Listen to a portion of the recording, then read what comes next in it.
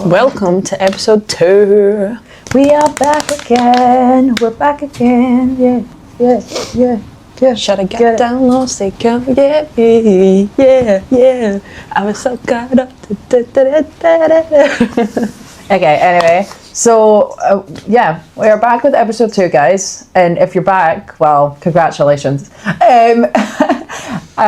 We successfully managed to get it on YouTube and Spotify. So I hope you guys had a good listen and enjoyed it. This episode is going to be a lot of laughs and a lot of fun. We are interviewing the lovely Laura. The big cheese. The big cheese. She is the boss of Clued Up. Fabulous. I do like her style though. Her outfits are amazing. Like, she is fabulous. Like, have you like just all the colours and like all that? Like, she wears like a cute little shirt sometimes that's got like all these nice little colours on it, and It's very reflective of her personality. I know, She's just so bubbly and awesome. Yeah. So we're doing that today, and we thought like do this like lovely little intro for you guys, and then get right into it.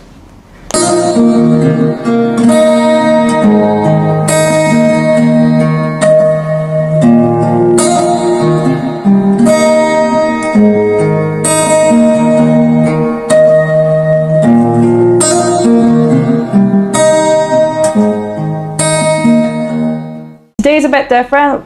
We have decided we're going to interview the lovely boss of Clued Up, Laura. And hi guys. Yeah, if you want, you can introduce yourself to them and get on with the questions and everything. That's fine. So I'm Laura. I am the service manager here at Clued Up, and I've been here a very long time. So I'm happy to speak to you guys today. Yeah, no, it's very exciting because it was just us two last time. Yeah, it's nice to have a bit of a change. So, like, we've got a couple of questions. We also have 2 of our volunteers that have sent in questions as well. Oh, nice. So, when you say you've worked here for a very long time, how long is a long time? Oh, so I've been here for 25 years. Last year was my 25th year anniversary of being here. Yeah. Oh, congrats. Yeah, and the staff bought me a lovely plant. Oh. That had meaning to how long I've been here, so that was really nice. Oh, that's beautiful. Yeah, it was lovely. Like, see, in the beginning, where did you like sort of start? So I was doing sessional work for a project called Walk and Talk, and that was a detached youth work project that sat alongside Clued Up. So there was Clued Up and Walk and Talk, and they were based in the same building. And while I was at university doing my degree, I did some detached youth work for Walk and Talk, and that's how I got to know the staff at Clued Up. Clued Up was really small then. There was only 2 staff, Janet, who is still here today, Janet, and Pete was there, and Alison had left, and that's why they got me to come in and do some sessional work. So I was doing some bits and pieces over the summer and holidays while I was doing university, and then it just all it just all grew from there. Yeah. It's so funny that there was only 2 people when you started. That's that's well. And then how many people are here now actually? So there's 20 staff now. Yeah, at Clued Up. And I suppose when I first started, it was still part of the council, because the Clued Up was originally set up as part of Fife Council. Yeah, and when I came into post, that's when we set up as a charity and we become a third sector service for there.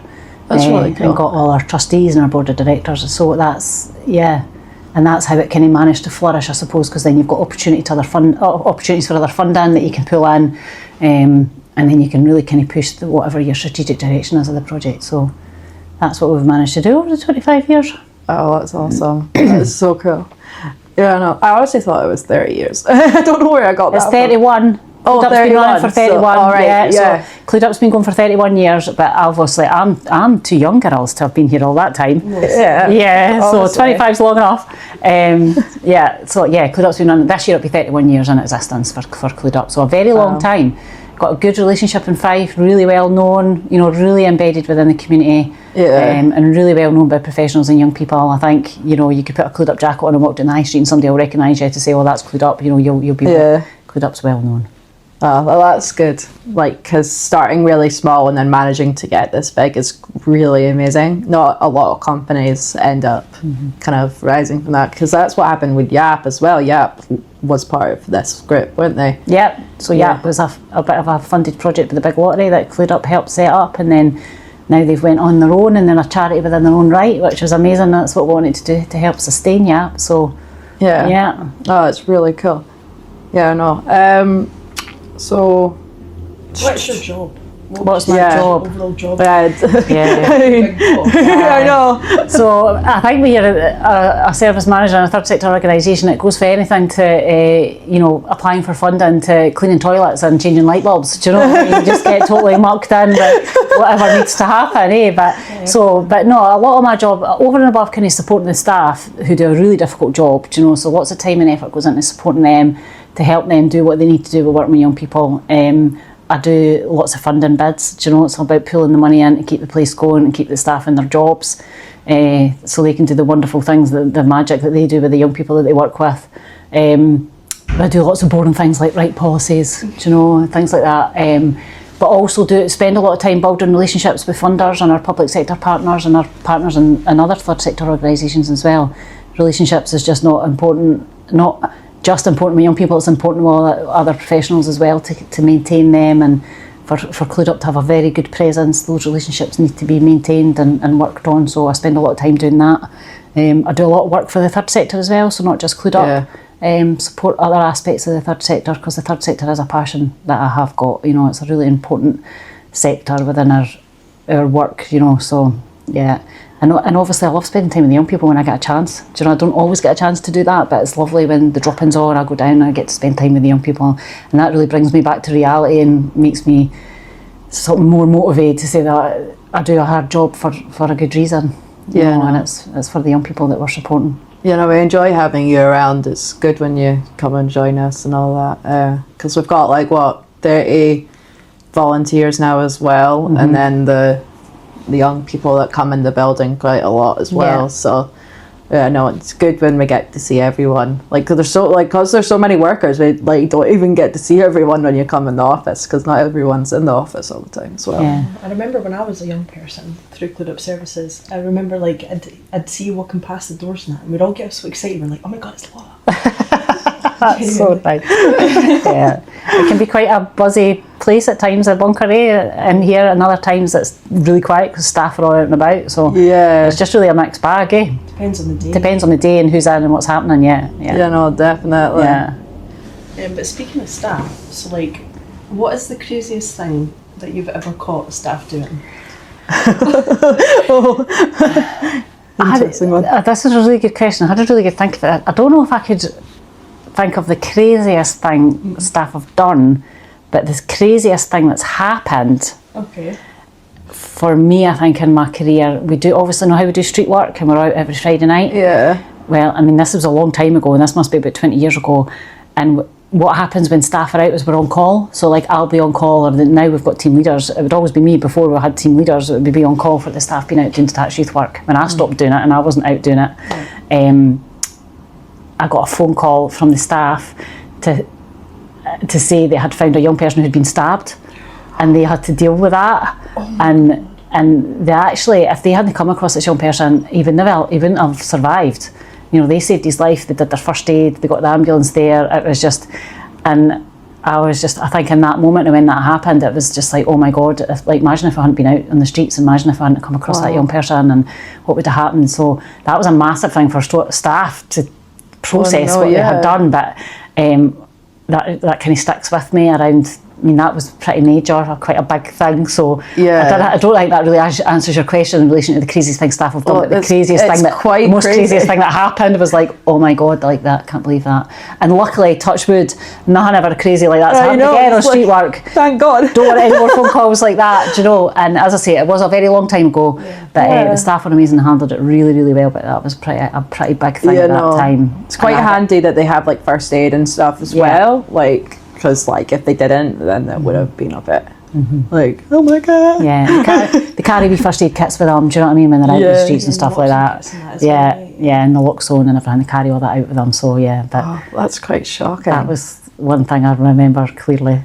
How long was that? Oh, it must have been about 20 years ago, a long time ago. My goodness. Yeah, a long time ago. Take my hat to the staff. Hope the person's all right now. I mean, he was very thankful of them. Oh wow. Is there anything that you could tell us new happening with Clued Up, or anything that's anything exciting happening at the moment? I suppose what's really exciting that's happening recently over the next couple of months is the youth forum. They've been doing their drugs research and how drug deaths impact on young people. And so they've done the report. It took a while. They've done the research and it's all written up. But what they're going to do is going to have a wee trip to Portugal to look at what the drug culture's like and the drug policies and how they're implementing them in Portugal. So the young people are going to go over, have a wee recce, go to other services that are working out there, learn what they're doing and then bring it back, and hopefully we'll get a little bit of learning from that. So that's really exciting for the young people. It's a great opportunity for them. Oh, definitely. And Abby and Amy as well are going to the World Youth Forum. They're doing that in February, so that'll be really interesting as well. Wow. That's, funnily enough, is in Portugal as well. That's where they're holding it this year, the World Youth Forum. Yeah. So that's quite exciting. That is exciting. Yeah, it's something a bit different as well. It's out of the norm of what Clued Up would do. That doesn't happen every year. Something like that doesn't happen every year, so yeah, that's quite exciting. Not like, I've never heard of you guys going away like to another country and everything, so that's pretty cool that you guys are doing that. I took some of our, when we did street work and it was called MATE, when it was called the Mobile Alcohol Intervention Team, when we did that in partnership, I took that project over to Poland and shared a bit of our learning from it over there, but that was a long time ago as well. Oh, but that's pretty incredible. I mean, networking's important, like where we are, but even like in other countries, I think that's pretty impressive. Yeah, no. And Youth Forum have been doing a lot of good things right now as well, and like we're hoping to interview them at some point and ask them some questions. No, so like I think that's really amazing that you guys are getting to give them that opportunity. Yeah, not a lot of them would have maybe been abroad or been anywhere like that. So even that is just amazing for them. Just to see how the other cultures are as well. Yeah.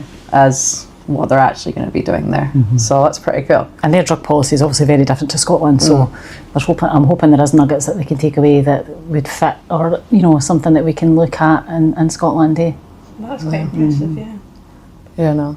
How come you guys picked The youth forum? It was a youth forum that picked it. I think because they have quite low drug deaths, and that they did have a big revamp of their policies out there, so I think that's why. But they had done all the research into what country they wanted to go to, so it was kind of their decision.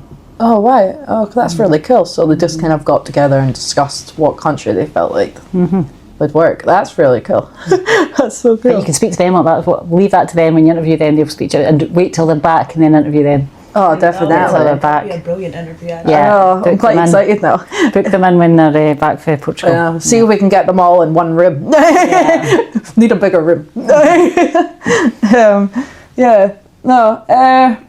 Oh wait, I'm curious, right? So what would you say is the best piece of advice that you've ever received?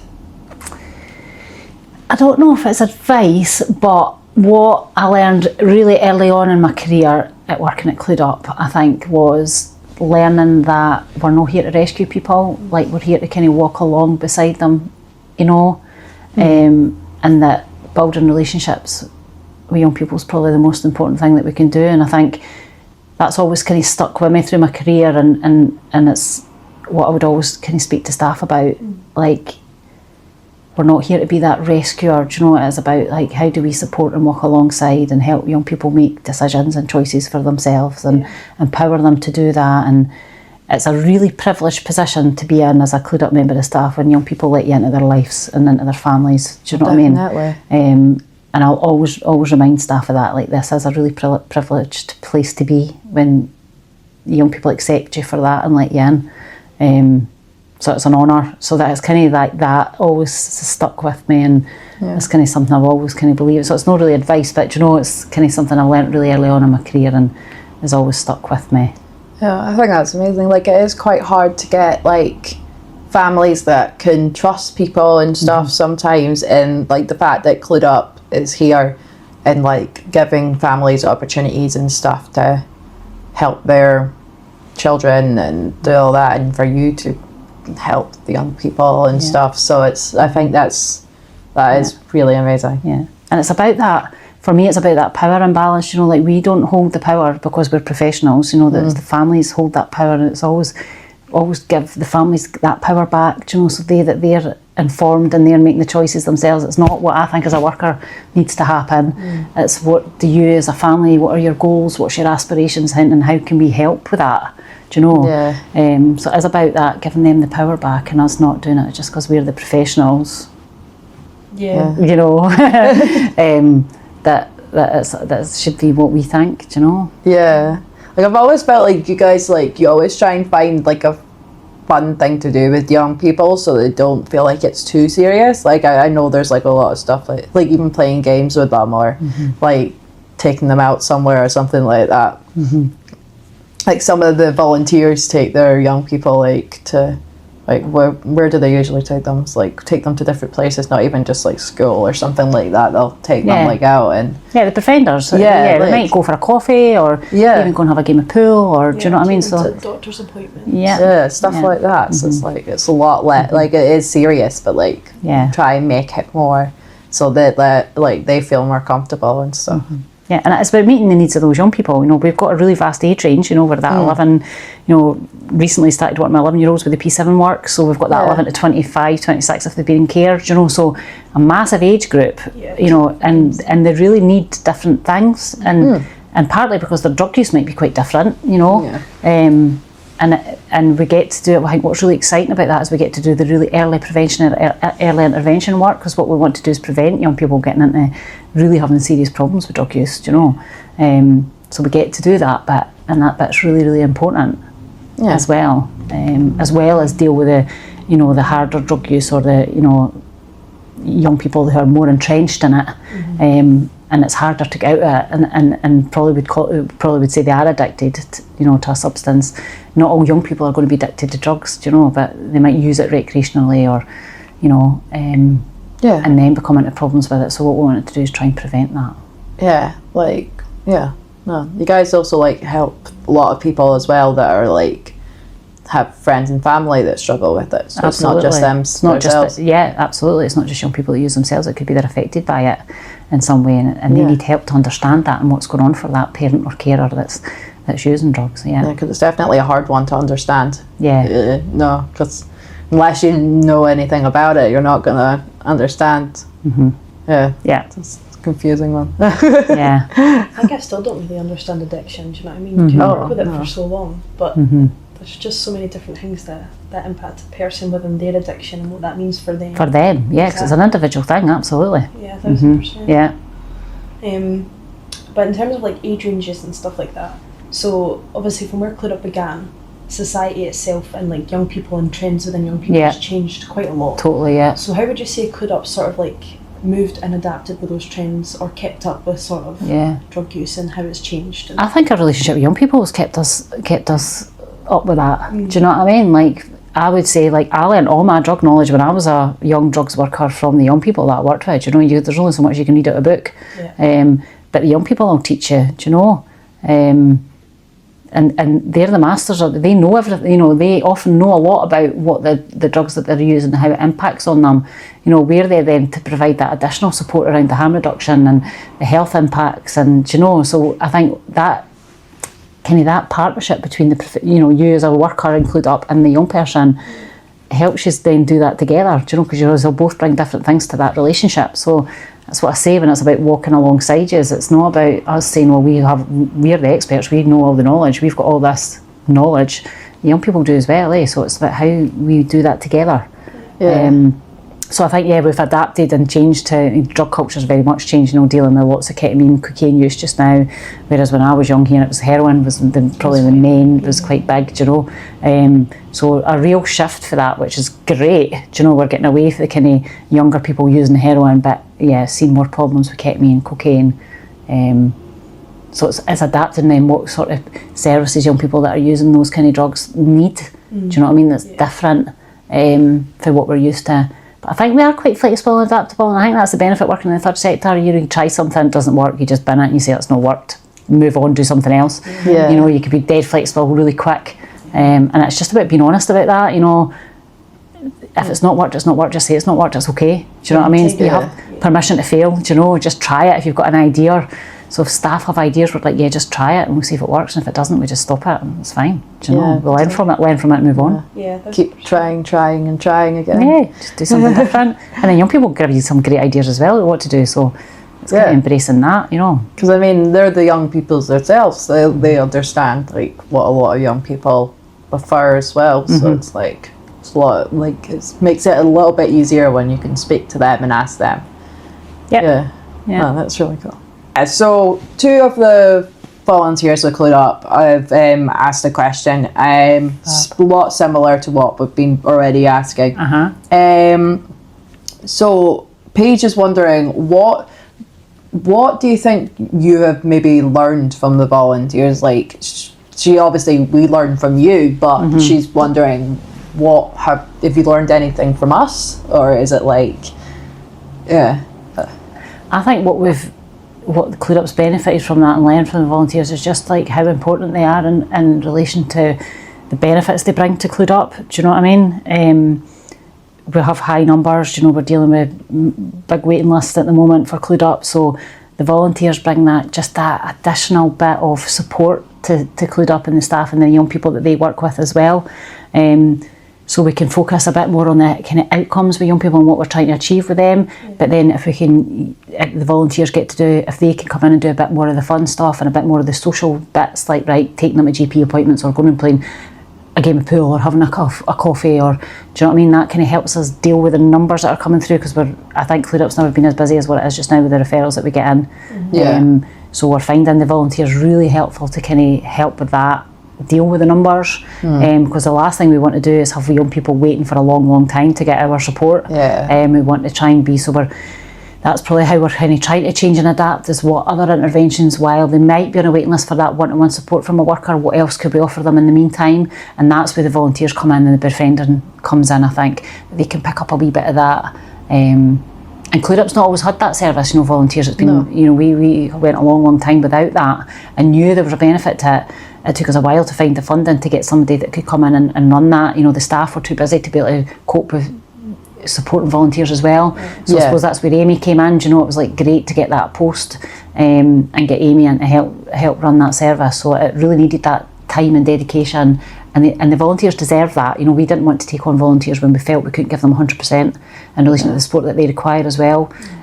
So I think we've managed to do that, and now we can kind of grow that part of the service. Because it's definitely changed over the 4 years since it started. It's like Amy's found different ways for it to work, and obviously now we've got this podcast as well, me and Allana also being volunteers. It's like we've got volunteers can do a lot. Absolutely. That maybe because you guys are all busy and stuff. And you're really creative as well, do you know, we would never have thought how to do a podcast, or I'm old, do you know, I don't podcasts. I'm gonna be honest, I honestly barely know what we're doing. Of course you do, but you bring that energy to that as well, do you know, that's really important, and come up with the different ideas that we would probably never think of, do you know, that is what's so important. And that's why it's so important for young people to be involved that come through the service as well, to be involved at that stage, because we've got lots of young people that are befriending or volunteering that have come through the service, like you guys, do you know, and other people that are maybe never had worked with Clued Up before, but they see what we do and want to be part of it. So there's a right mix of different skill bases within the volunteers. So they bring all that, do you know, it's just amazing what the skill base and the ideas and the excitement that they bring to the project. Oh, I really liked that answer, that was good. Jade's also wondering what, because you do so much for your job, you've got tons of different parts of this job, and Jade's wondering what your favourite part of it is. Do you have one thing that you absolutely love doing when you do it? Oh, I've spent time with young people. Do you know what I mean? Yeah. And I know that's not my job, but that's why I do my job. Do you know what I mean? Yeah. I do my job so that young people can use this service. So we're all cogs and wheels at Clued Up. We've all got our roles, and it all means something to make it all happen. So I'd probably say the thing that drives me and the thing that keeps me going when times are tough, because times can be tough in Clued Up, do you know? And that's probably what keeps me going. It's also really nice when you apply for funding and you get told a yes. Yeah, that's a lovely nice. feeling. That's a really good aspect of it as well, when you spend lots of hours and time and effort going into a funding bid, and then you get the email that says, "Oh, you are successful." That's lovely. Because Clued Up being a charity, you guys have to get approval for certain things, don't you? A bit more than other organisations, or because some organisations aren't charities. But we are, so we probably need to do that a lot more. Yeah, we need to find the funding to keep it all going, you know. Our governance as a charity, you're governed in a certain way because you're a charity, so you've got to meet all those charitable regulations, do you know. So lots of work goes on behind the scenes that young people probably don't see, which is fine, they don't need to see all that stuff, but the governance of how to run a charity all is really important, and that's when you've got your back scene people like probably me a wee bit, and Alison, you know, and obviously Janet and Anne. Yeah. Thank God for you guys. I wouldn't understand any of that stuff. I'd be having a look at it. I would be like, nah. Nah. So that's why we're all cogs and wheels, and we all bring our own skills and abilities to the team. Yeah. Yeah. I don't know. We did write up some silly questions, if you're all right with answering some silly questions. Absolutely up for silly questions. So, okay. So we've got a question here. If you could add a word to the dictionary, what would you add, and what would the word mean? Yeah, I have got one for you. I thought about this. This is like really silly, right? And it's probably nothing to do with clued up, but the word I would add to the dictionary is Geidiga. Geidiga.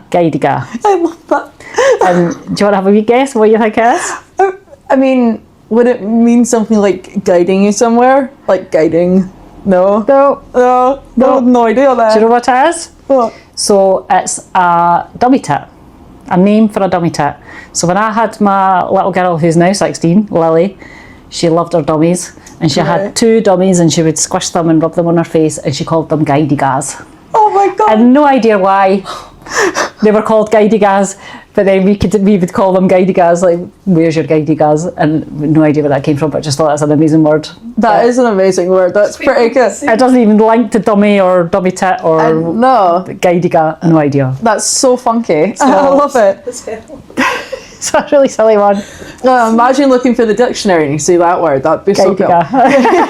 People will just look at it before they're reading what it meant and think, what? I know. The name of the episode. Oh my God, totally. Confuse everybody. Yeah, no. And if she watches this, she'll be mortified because she'll notice what I'm talking about.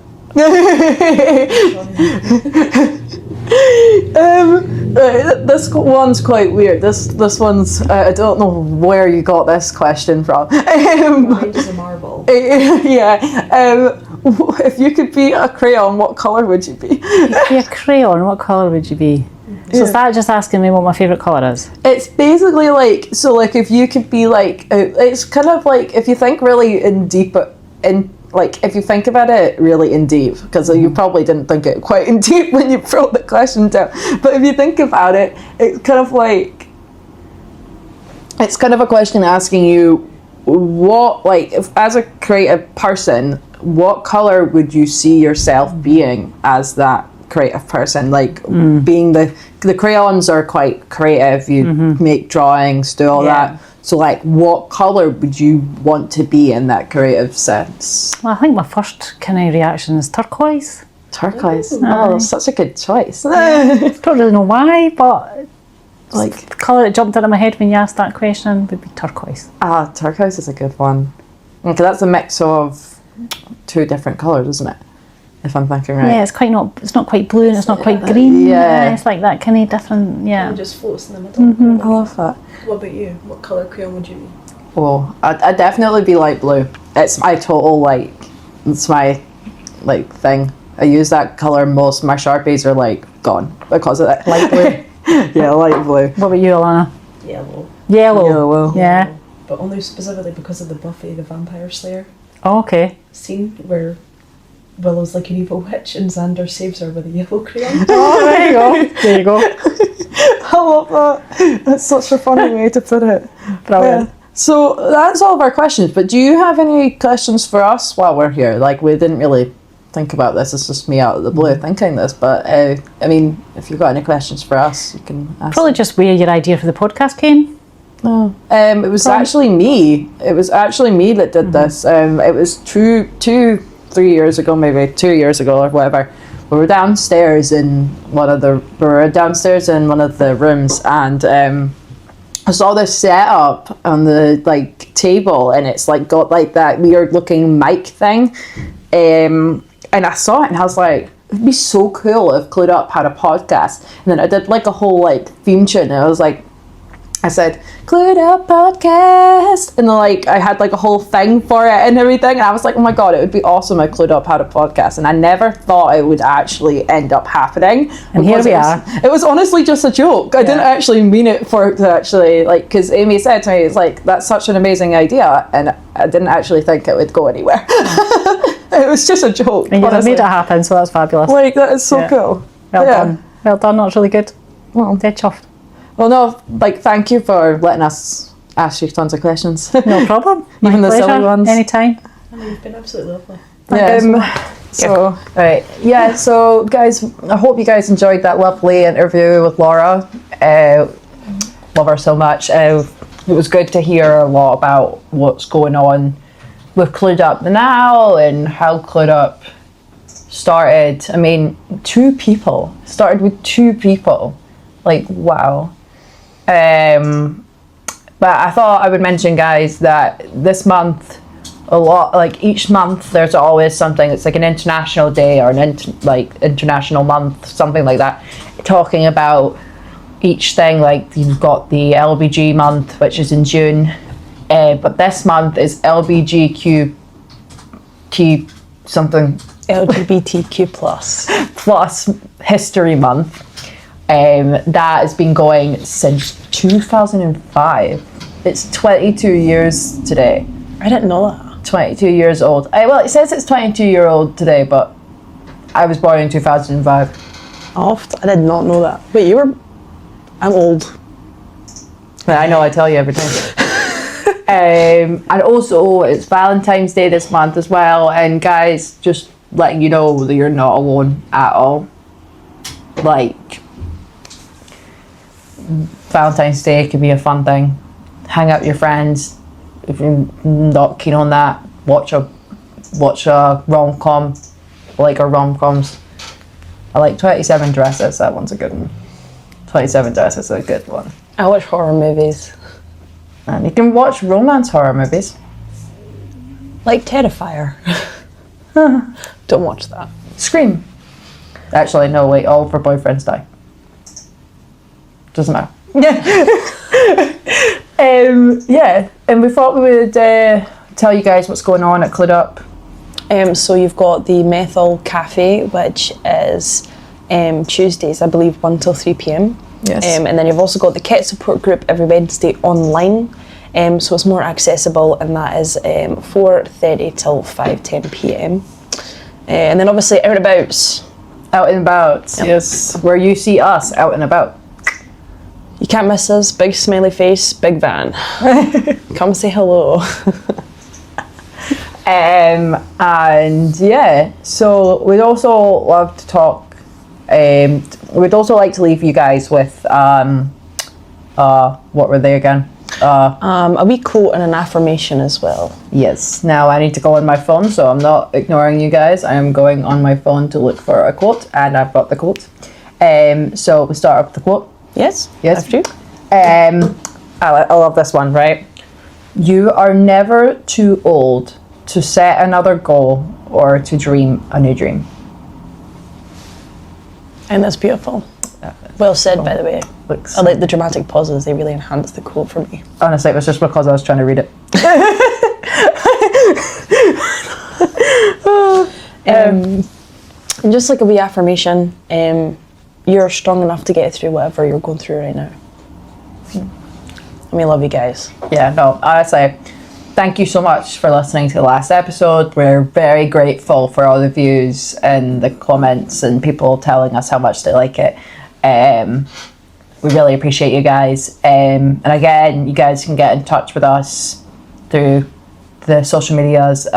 We will put that in at the end for you guys. And honestly, don't stay quiet. Keep your comment. Tell us your comments, you know. And yeah, so anything else? Thanks for tuning in. Yeah. And I'll see you in the next episode. Bye, guys. Bye.